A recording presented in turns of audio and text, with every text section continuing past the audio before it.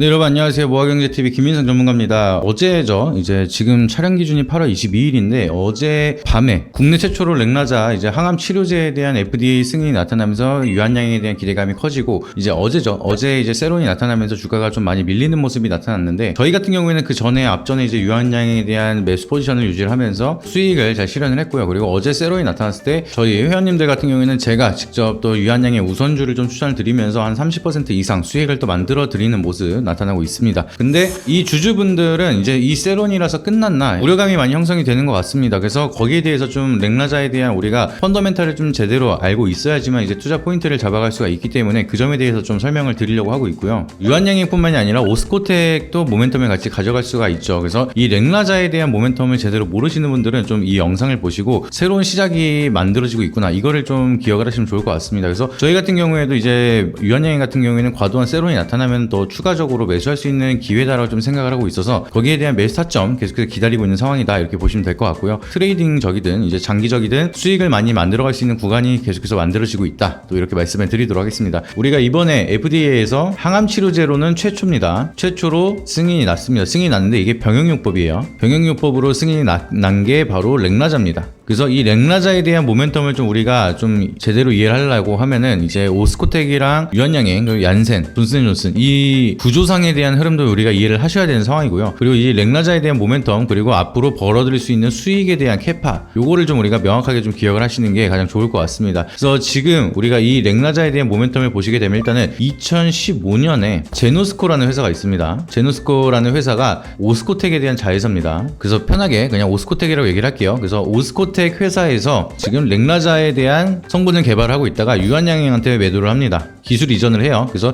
유한양행이 이 렉나자를 사게 되고요. 그리고 이 렉나자를 또 다시 한번 2018년도에 얀센이라는 기업한테 이제 기술 이전을 합니다. 그래서 이 얀센은 또 존슨앤존슨의 자회사가 바로 얀센이기 때문에 요거를 또 묶어서 보시면 됩니다. 그래서 편하게 그냥 얀센이라고 말씀을 드릴게요. 그러면 이 구조 자체가 최초로 이 물질을 개발을 한 게 바로 오스코텍이고요. 그리고 그걸 통해서 얀센한테 팔아가지고 얀센이 이번에 이거 물질을 임상실험을 진행을 하면서 FDA 승인을 받았다 이렇게 이해를 하시면 됩니다.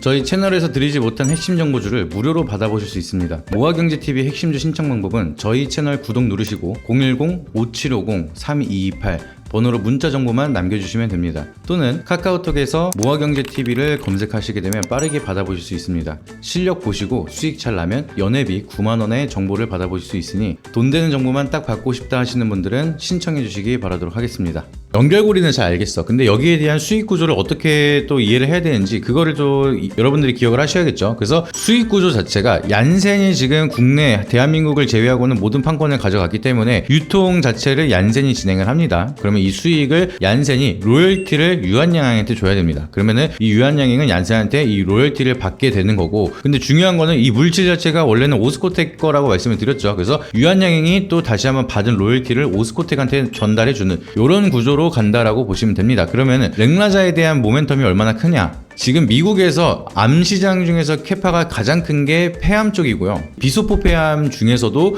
1차 치료제로 들어갑니다. 그래서 우리가 이제 치료를 할 때는 이제 폐암에 걸렸다라고 하면은 최초적으로 1차 치료제로 치료를 한번 해보겠죠. 근데 이게 안 된다, 더 심각해진다라고 하면은 그 다음에 2차 치료제, 그리고 이걸로도 안 된다라고 하면은 3차 치료제. 그러면은 1차에서 치료가 되는 사람도 있을 거고요. 2차, 3차 이렇게 넘어가는 시장 규모가 달라질 수밖에 없다 보니까 1차 시장이 가장 크다라고 보시면 됩니다. 근데 그 가장 큰 시장에 FDA 승인을 받은 게 지금 렉나자기 때문에 병용요법이긴 하지만 그래도 시장 규모 자체가 상당히 크다 이거를 이해를 하시면 되겠죠. 그리고 벌어들일 수 있는 수익 규모 자체가 연 한 7조, 6조에서 7조 정도로 예상을 하고 있습니다. 이 정확한 수치는 아직 안 나왔지만 유한양행한테 떨어지는 이 로열티는 한 10%에서 15% 정도로 예측이 되고 있는 상황이에요. 그러면은 지금 6조를 벌면은 여기에 유한양행이 6천억 가량을 수익을 얻어가게 되는 거고요. 유한양행이랑 오스코텍이랑 이 로열티 분배를 6대4로 나누기로 했습니다. 그러면은 1,000억 벌면은 이제 400억을 오스코텍이 가져가게 되는 거니까 6,000억이면은 2,400억을 지금 오스코텍이 가져가게 되는 거겠죠. 그리고 유한양행이 3,600억을 가져가는 구조 이런 식으로 되는 겁니다. 그래서 얀센이 말한 시장 규모 자체가 좀 적게 잡아서 지금 6조라고 얘기를 하고요. 한 10%에서 15% 정도로 했는데 적게 잡아서 10% 정도로만 생각을 하더라도 유한양행이 매년 가져갈 수 있는 로열티가 3,600억, 오스코텍은 2,400억 400억 가량이 이제 가만히 있어도 로열티가 꽂힌다. 이 금액 자체가 어떤 사람이 펀더멘탈을 계산할 때는 적을 수도 있고 클 수도 있습니다. 근데 중요한 거는 우리가 이 유한양행이 그동안에 신물질을 개발하기 위해서 투자를 했던 이 10년간에 대한 투자를 보시게 되면은 한 5천억 가량을 투자를 했어요. 그래서 매년 3,600억, 4천억 가량이 로열티가 계속해서 들어온다라고 하면은 유한양행 같은 경우에는 실물질을 계속해서 개발하는데 적극적인 투자를 할 수가 있겠죠. 그러면은 지금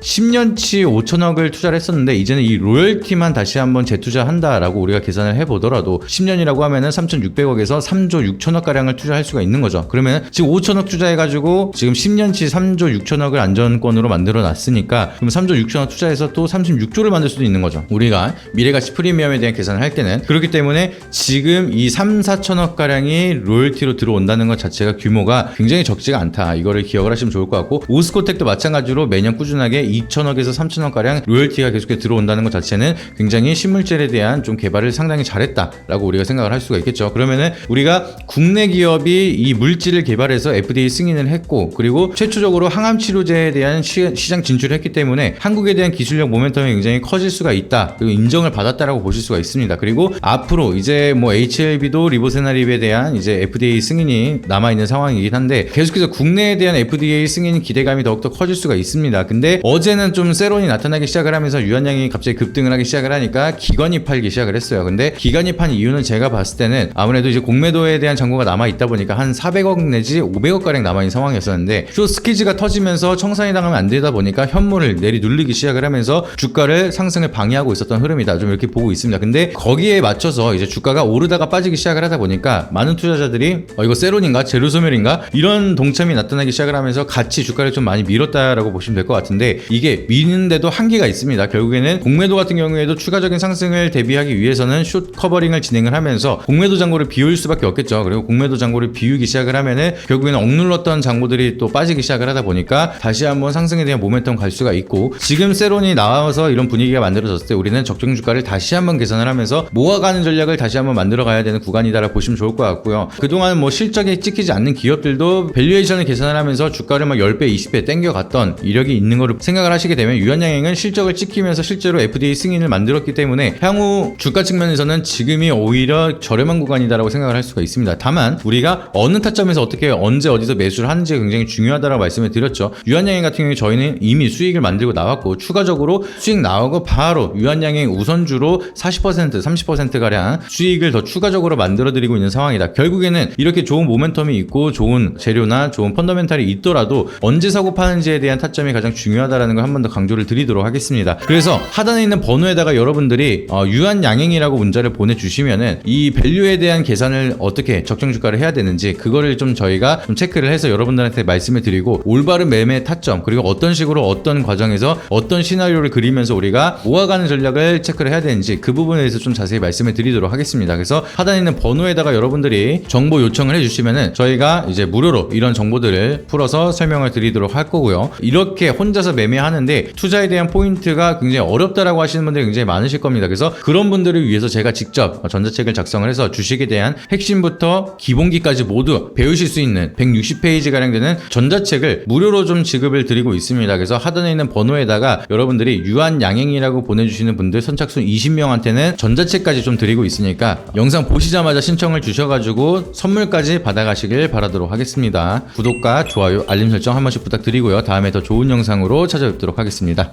이상입니다.